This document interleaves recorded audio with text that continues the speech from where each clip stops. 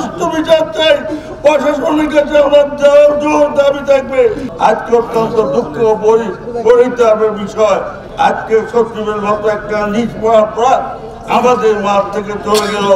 আমাদের মধ্যে মতপার্থক্য থাকতে পারে, ভুল বোঝাবুঝি থাকতে পারে, এই জন্য কি আমরা একজনকে খুন করতে পারি?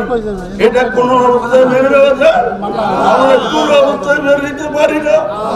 আমরা আমাদের ভিতরে ভুল বোঝাবুঝি থাকতে পারে, মতপার্থক্য থাকতে পারে, সেই জন্য আমরা একটা কর্মীকে হত্যা করবো, এই মানসিকতা আমাদের ভিতরে কিভাবে আসতো?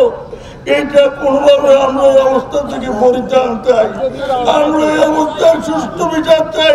প্রশাসনের কাছে আমার জোর দাবি থাকবে। সে যত প্রভাবশালী হোক, যত ক্ষমতাশালী হোক, তাকে আইনের আয়ত্তে আনতে হবে, তার বিচার সুনিশ্চিত করতে হবে। আমরা ঐক্যবদ্ধ হতে হবে।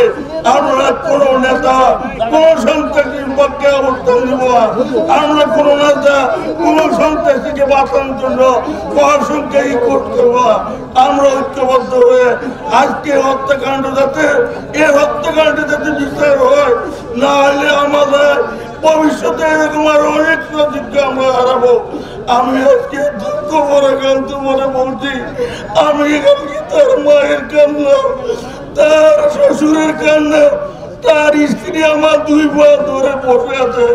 আমি কোনোভাবে তার স্ত্রীকে আমার পা থেকে সরে পাচ্ছি না।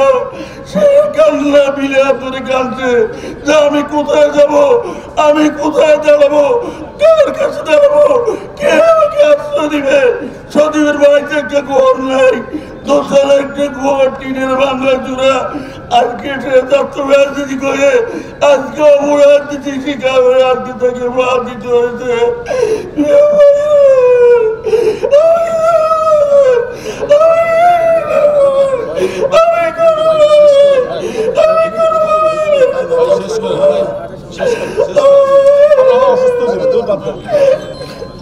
রাজনীতির মাধ্যমে মানুষ জনগণের সেবা করে, সেই জায়গায় রাজনীতির নামে মানুষ যখন সন্ত্রাসী দ্বারা রাজনীতিবিদরা আক্রান্ত হয়, তখন রাজনৈতিক কর্মী হিসাবে আমাদের হৃদয় ভারাক্রান্ত হয়।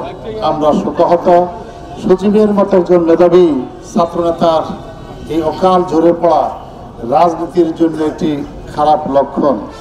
রাজনীতিতে মেধাশূন্য এবং দুর্নীতিগ্রস্ত নেতৃত্ব যখন বিকাশ লাভ করে, তখন মেধাবী এবং সৎ রাজনীতিবিদদের জন্য রাজনীতি কঠিন হয়ে পড়ে। ছাত্রলীগ নেতা এম সজীব হত্যা মামলায় আমরা এ পর্যন্ত এজাহার নামীয় 2 জন আসামি সহ সর্বমোট 5 জন আসামিকে অত্র মামলা ঘটনার সাথে জড়িত সন্দেহে আমরা গ্রেপ্তার করেছি। অন্যান্য আসামিদেরকে, যারা এই ঘটনার সাথে প্রকৃত জড়িত অন্যান্য আসামিদের গ্রেপ্তারের জন্য আমাদের একাধিক টিম কাজ করছে। ইনশাল্লাহ অচিরেই আপনার এই ঘটনার সাথে যারা জড়িত আছে তাদেরকে আমরা গ্রেপ্তার করে বিচারে মুখোমুখি করতে পারবো।